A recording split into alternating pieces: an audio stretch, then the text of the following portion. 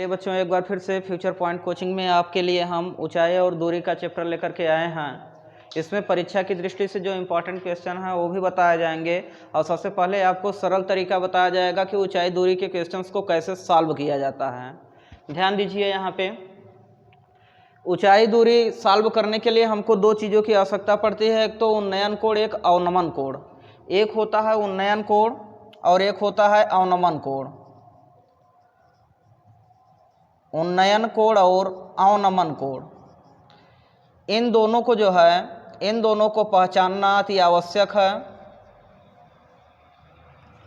जब हम किसी वस्तु को नीचे से ऊपर की ओर देखते हैं, जैसे कोई वृक्ष होता है, वृक्ष में जो है क्या लगे होते हैं? फल लगे होते हैं। वृक्ष में क्या लगे होते हैं? फल लगे होते हैं। तो फल को हम क्या करते हैं? फल को हम नीचे से देखते हैं। हवाई जहाज आकाश में उड़ता रहता है, हम उसको नीचे से देखते हैं। तो जब ऐसे कंडीशंस आते हैं तो ऐसे कंडीशंस में ये हमारा क्या बनता है? उन्नयन कोण बनता है। ऐसे कंडीशंस में हमारा कौन सा कोण होता है? उन्नयन कोण। कहने का मतलब जब हम किसी वस्तु को नीचे से ऊपर की ओर देखते हैं तो हमारे नेत्र पर बनने वाला जो कोण होता है वो उन्नयन कोण होता है। अवनमन कोण जस्ट विपरीत होता है। जैसे हम किसी ब्रिज पर खड़े हो जाएं और नीचे की वस्तु को जब हम देखते हैं तो हमारे नेत्र पर बनने वाला जो कोण होता है वो क्या होता है? अवनमन कोण होता है। आप 2 मंजिला छत पर खड़े हो जाइए, नीचे का जो है चीज दिखिए, ब्रिज पर खड़े होकर के देखिए। ऐसे बहुत से स्थान हैं, पर्वत हैं, पहाड़ हैं कि इन पर खड़े होकर के जो है आप नीचे की ओर देखेंगे तब आपके नेत्रों पर बनने वाला जो कोण होगा वो अवनमन कोण कहलाएगा। कुल मिलाकर के जब हम वस्तु को नीचे की तरफ देखते हैं तो हमारे नेत्र पर बनने वाला कोण अवनमन कोण होता है, और जब हम नीचे से ऊपर की ओर देखते हैं तो हमारे नेत्र पर बनने वाला कोण अवनमन कोण होता है। उन्नयन कोण अवनमन कोण बनता कैसे है, इसके लिए ध्यान दीजिए। अवनमन कोण के लिए ध्यान दीजिए। जैसे ये हमारा है, मान लीजिए ये कोई स्तंभ है, यहाँ पर कोई व्यक्ति बैठा हुआ है, तो यहाँ से क्षैतिज इसका ये होगा, ये इसका क्षैतिज होगा और इसके साथ बनने वाला ये कोण अवनमन कोण कहलाता है। ये कोण आपका अवनमन कोण कहलाता है।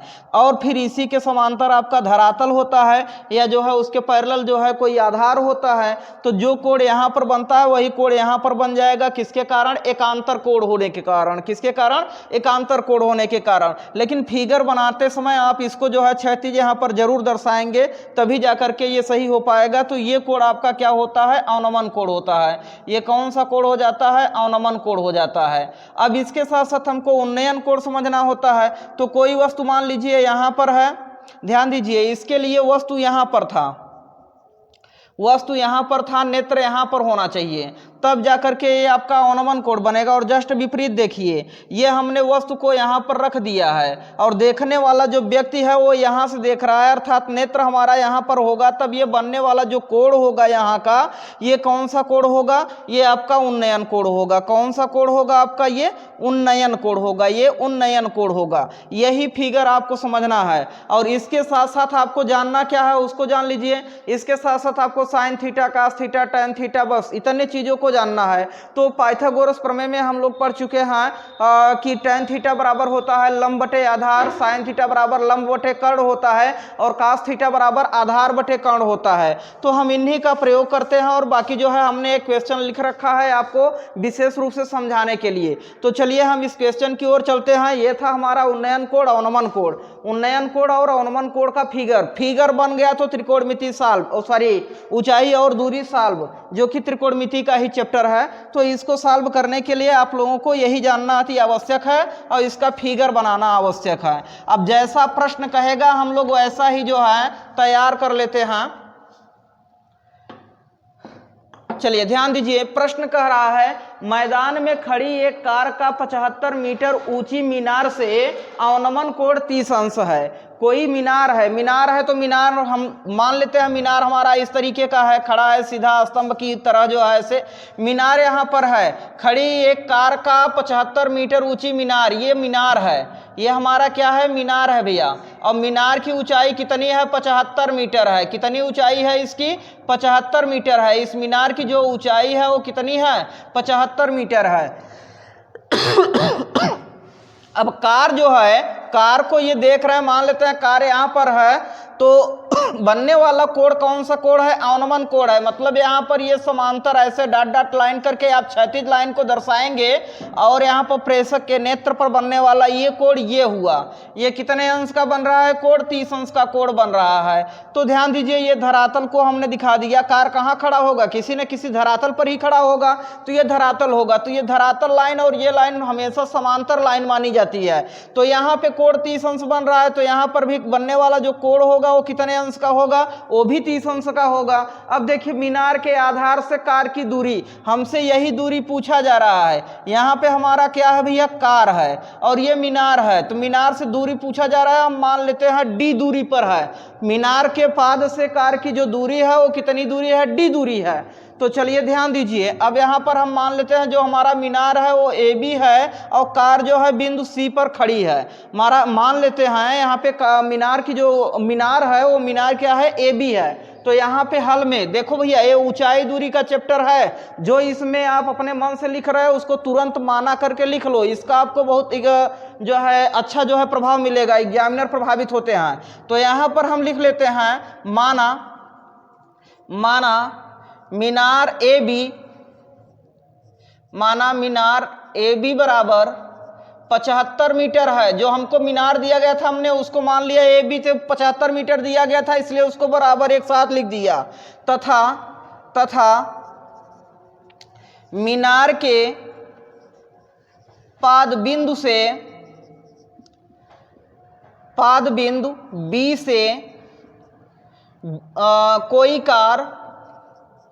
कोई कार बिंदु सी पर खड़ी है। तब देखिए, तब यहाँ पर एक समकोण त्रिभुज बन रहा है। समकोण त्रिभुज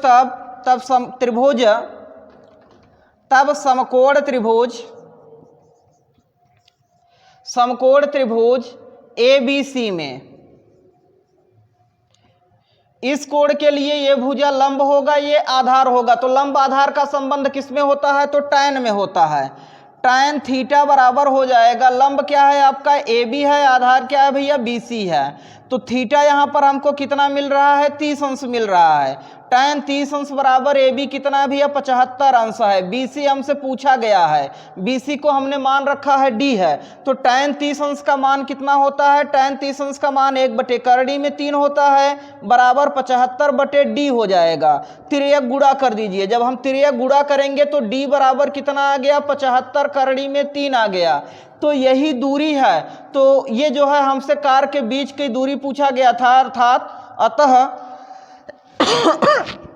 यहां पर पूछा गया मीनार के आधार से कार की दूरी। अतः मीनार के आधार से कार की दूरी कितना भैया मिल चुका है? 75/3। तो यहाँ पे मात्रक जो दिया गया था, मात्रक लिखिएगा, 75/3 मीटर है।